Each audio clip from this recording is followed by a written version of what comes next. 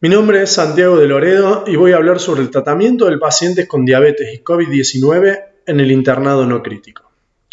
Para empezar un poco entrando en tema, vamos a hablar un poquito de epidemiología. La mayor cantidad de estudios y artículos publicados son chinos. Fíjense este estudio muy conocido de más de 70.000 pacientes, donde vemos que el 80% de los casos fueron leves a moderados, 14% severos, 6% de ellos críticos, con una mortalidad global del 2.3% y una mortalidad en diabetes de un poco más del 7%. Vemos este otro estudio, una cohorte de 190 pacientes, donde vemos que prácticamente el 20% de los pacientes tienen diabetes con una mortalidad aumentada. Ahora la pregunta es, ¿la diabetes es un factor de riesgo para COVID o aumenta demasiado más la mortalidad? Bueno, fíjense en algunos de estos estudios, vemos que la prevalencia de diabetes en el internado común ronda entre el 20 y el 25%. ¿Sí? Esto es lo que habitualmente hay en cualquier internado, en cualquier estudio de cohorte donde vemos qué porcentaje de pacientes están internados tienen diabetes, siempre es mayor al 20%. Entonces no pareciera ser que en COVID esto sea distinto. Ahora, la mortalidad en estudios de pacientes internados con diabetes ronda entre el 3 y el 10%. Entonces, un poco pareciera ser muy similar lo que pasa en los pacientes con diabetes y COVID de lo que pasa habitualmente en los internados. Fíjense este otro estudio, unos 140 pacientes hospitalizados, donde vemos que el 10% de ellos tenían diabetes. Entonces, epidemiológicamente parece ser muy similar lo que es la diabetes en la sala de internado común que en lo que es el COVID. A la hora del diagnóstico, nosotros, mis colegas han hablado previamente de esto y tenemos básicamente tres escenarios: casos sospechosos, casos probables y casos confirmados. Lo que va a determinar si el paciente se va a un aislamiento domiciliario o internación es principalmente la clínica del paciente, junto con estudios de laboratorio y de imágenes, pero es la clínica del paciente la que determina si queda o no queda internado. A la hora de apoyarnos en lo que son laboratorios e imágenes, un poco esto es un pantallazo general de lo que necesitamos, pero sobre todo algunos de estos son importantes para tenerlos con factores pronósticos. Lo que es el dímero D, la LDH, la troponina T, la ferritina se utilizan como pronóstico del paciente y nos apoyamos siempre en los estudios de imágenes. Cuando hablamos de tratamiento y específicamente hablando del paciente con diabetes en el internado, lo primero que tenemos que saber, y que es lo que hacemos siempre, es suspender todo antidiabético oral, principalmente metformina, los nuevos inhibidores de SGLT2 para evitar depleciones de volumen y demás, y se sugiere, como siempre en todo paciente internado, utilizar insulinoterapia. Ahora, hay muy poco escrito sobre tratamiento de COVID y de insulinas y demás. De nuevo, un estudio chino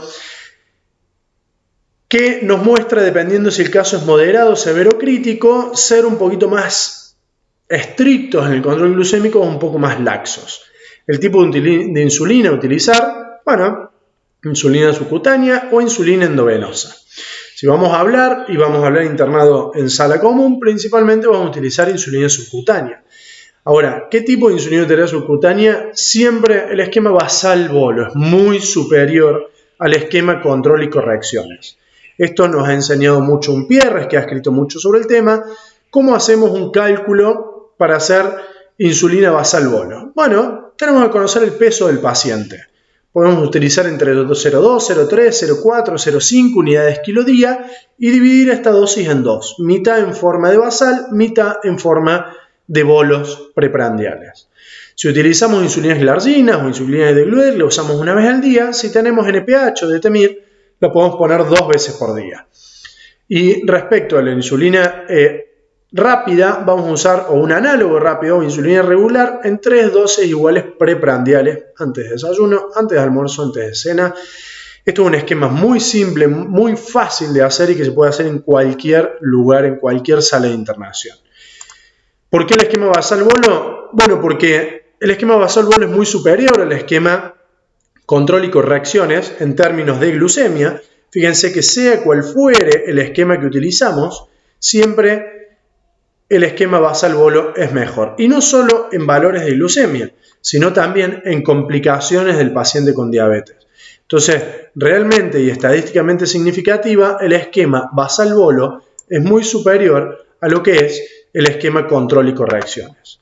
De todas maneras, mucho sabemos de internado y venimos hablando, y el objetivo terapéutico tiene que ser que nuestro paciente tenga la mayor cantidad de tiempo glucemias entre 140 y 180. Podemos ser un poquito más estrictos y decir, bueno, glucemias entre 110 y 140 en algunos pacientes y en casos seleccionados, siempre con el objetivo número 1 de evitar las hipoglucemias. Respecto del internado, ¿qué pasa con el ibuprofeno? Bueno, ya se ha hablado mucho de esto. La Agencia Española de Medicamentos nos dice que no hay ningún riesgo de utilizar ibuprofeno en las personas con COVID. Ahora vamos a un tema un poco más importante y específico. ¿Qué pasa con los IECA-ARA? Bueno, ya sabemos y se ha hablado mucha bibliografía, los españoles los cardiólogos españoles han dicho al respecto de que no hay ningún problema con los IECA-ARA en los pacientes que tienen COVID. Deben continuar el tratamiento porque no está justificado suspenderlos, al menos no por el momento. Ahora, ¿qué pasa con este tema? Hidroxicloroquina y acitromicina, igual que con los retrovirales. Bueno, la realidad es que no hay un tratamiento para el coronavirus. Entonces, desde que el virólogo francés mostró algunos artículos y alguna evidencia sobre esto, muchas sociedades están comenzando a aplicarlo. Esto es una opinión de expertos, los expertos están utilizándolo, en algunas instituciones se está utilizando en todos los pacientes, pero por sobre todo las cosas se utilizan en pacientes un poco más críticos o que tengan una clínica un poco más importante. Respecto de hidroxicloroquina, tenemos que tener en cuenta dos cosas que son muy importantes. Punto número 1, puede prolongar el QT. Entonces, siempre antes de comenzar el tratamiento con hidroxicloroquina, está indicado hacer un electrocardiograma en nuestros pacientes. Punto número 2, en pacientes con diabetes. Bueno, hay evidencia contradictoria, pero pareciera ser que la hidroxicloroquina prolonga las vidas medias de metformina, de sulfodrogas y de insulinas. Entonces, precaución con esto, a tenerlo en cuenta. Es contradictoria la evidencia que está escrita, pero tener en cuenta que esto puede ocurrir. Entonces, como siempre decimos en diabetes, ir de menos a más, tratando siempre de evitar la hipoglucemia y bueno, siempre haciendo ajustes en la insulinoterapia según corresponda para tener el mejor control glucémico que podamos. Esteroides. Bueno, vimos algunas series de que se usaba bastante los corticoides, casi un 40% en sala común.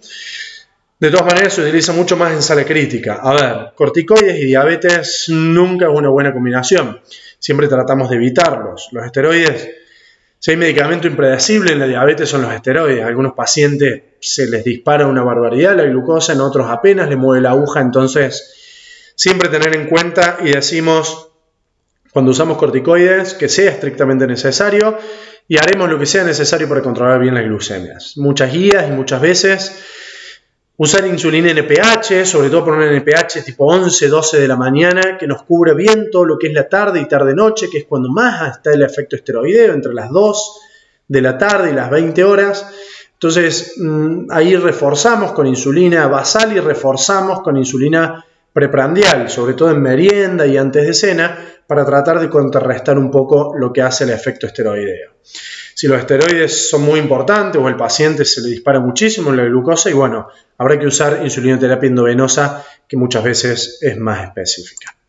Terminando un poquito lo que es la colocación del equipo de protección personal.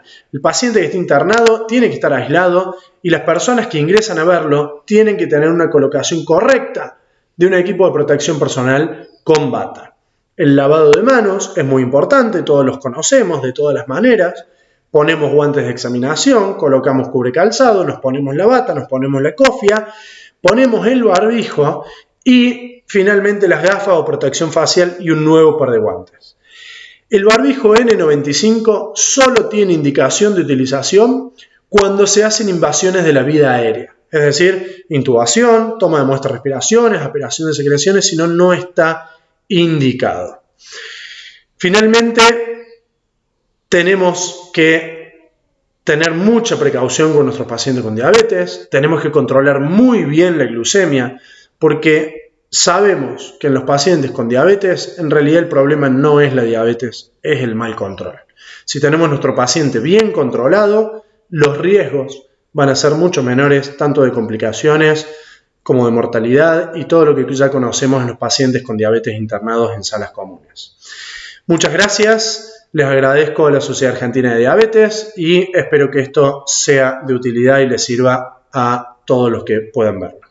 Hasta luego.